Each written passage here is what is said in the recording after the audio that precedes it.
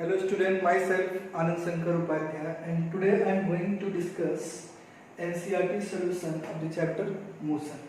This is from page number 100 and the first question is an object has moved through a distance. Can it have zero displacement? If yes, support your answer with an example. अगर कोई object कोई distance move किया है तो क्या उसका zero displacement होगा?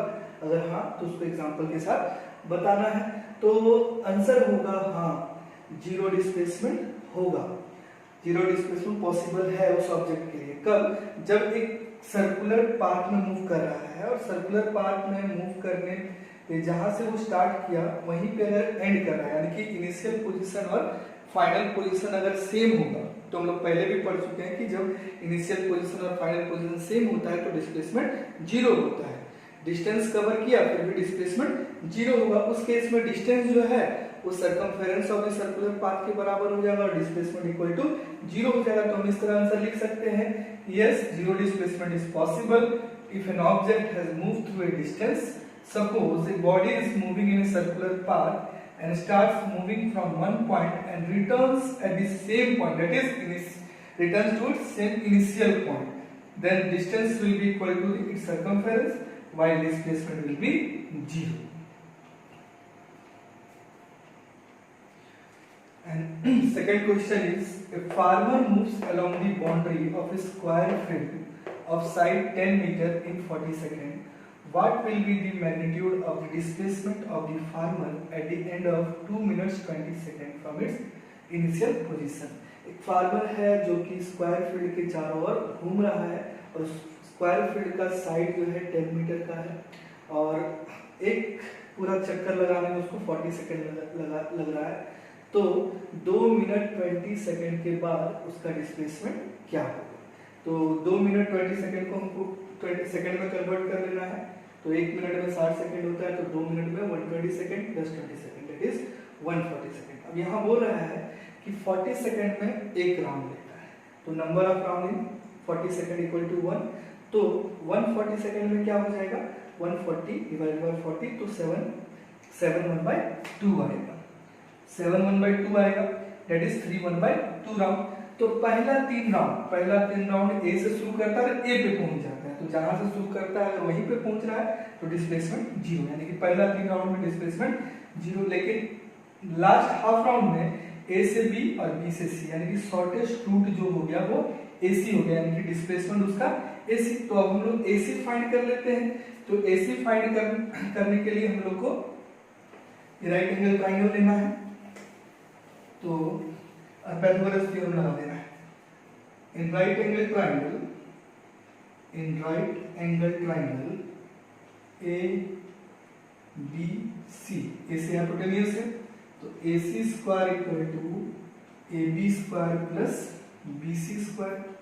तो AB हो गया 10 का स्क्वायर, 10 मीटर का होल स्क्वायर प्लस 10 मीटर का होल स्क्वायर, ये हो गया 100 metre square plus 100 metre square equal to 200 metre square, यानी कि AC equal to root under 200 metre. हम लोग जानते हैं कि स्क्वायर हटाने से स्क्वायर रूट लगता है, तो उसको हम लोग इस तरह लिख सकते हैं 200 को 100 इंटू 2 और 100 का स्क्वायर रूट होता है 10√2।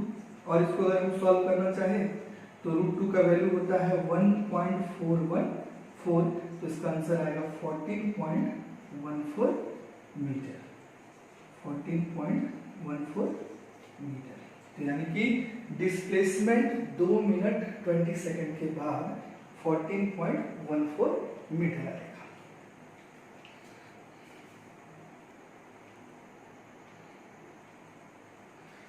Third question is which of the following is true for displacement. तो फर्स्ट स्टेटमेंट है it can not be zero. तो हम लोग जानते हैं कि डिस्प्लेसमेंट जीरो होता है जब इनिशियल और फाइनल पोजीशन सेम होगा तो डिस्प्लेसमेंट जीरो होगा, यानी कि ये स्टेटमेंट ट्रू नहीं है, नॉट ट्रू, फॉल्स है। सेकंड है कि its magnitude is greater than the distance travelled by the object. तो ये भी ट्रू स्टेटमेंट नहीं है, नॉट ट्रू, क्योंकि जो डिस्प्लेसमेंट होता है वो डिस्टेंस से या तो छोटा होता है या तो उसके बराबर होता है, यानी कि magnitude is greater smaller than और इक्वल टू डिस्टेंस, कभी भी ग्रेटर नहीं होगा, यानी कि दोनों स्टेटमेंट इसमें गलत है।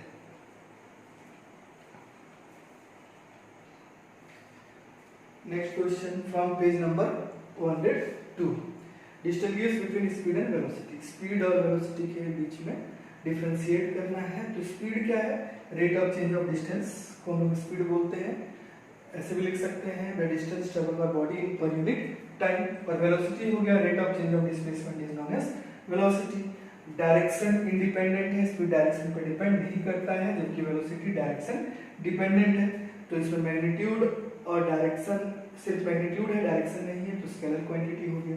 इसमें दोनों है, मैग्नीट्यूड भी है डायरेक्शन भी है, इसलिए ये वेक्टर क्वांटिटी हो गया। अब इसी पेज नंबर का question number 2 sorry, what does the odometer of an automobile measure. तो ओडोमीटर क्या मेजर करता है? ओडोमीटर मेजर करता है कि वो व्हीकल कितना डिस्टेंस ट्रेवल किया है, यानी कि distance travel by odometer measures distance travel by vehicles.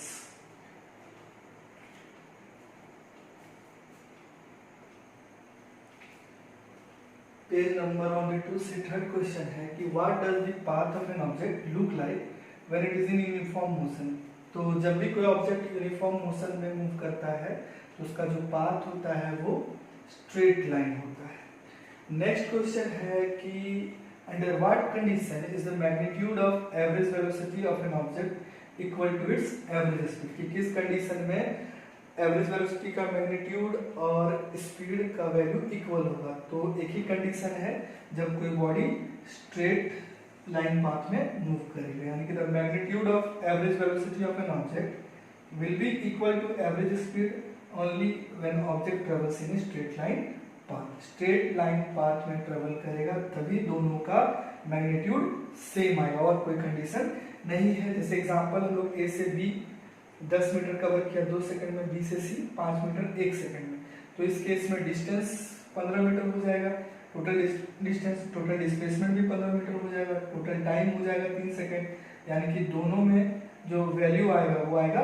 5 metre पर सेकंड। तो हम लोग बोल सकते हैं कि एवरेज वेलोसिटी और एवरेज स्पीड का मैग्नीट्यूड तभी इक्वल होगा जब कोई बॉडी स्ट्रेट पाथ में मूव कर रहा। क्वेश्चन नंबर 5 में है कि during an experiment a signal from space see reach the ground station in 5 minute. Experiment हो रहा था तो सिग्नल जो स्पेस शिप से ग्राउंड स्टेशन में 5 मिनट में पहुंचा।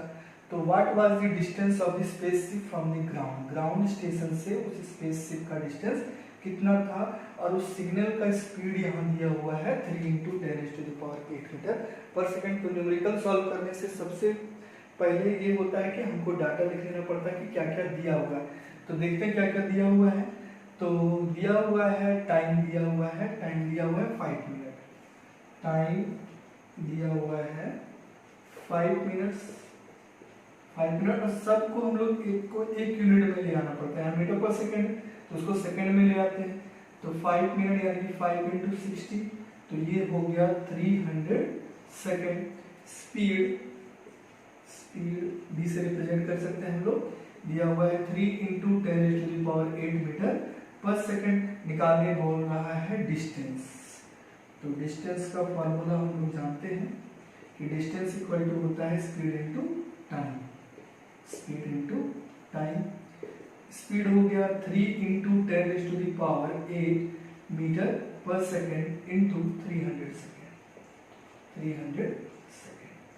तो 3 × 3 9, और 300 × 9 3 900, 900 × 10⁸ मीटर सेकंड कट जाएगा और मीटर बचेगा।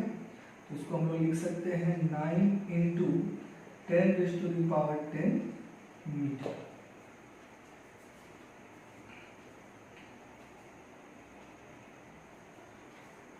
यानी कि distance of the spaceship from the ground station हो गया 9 × 10⁻10 मीटर।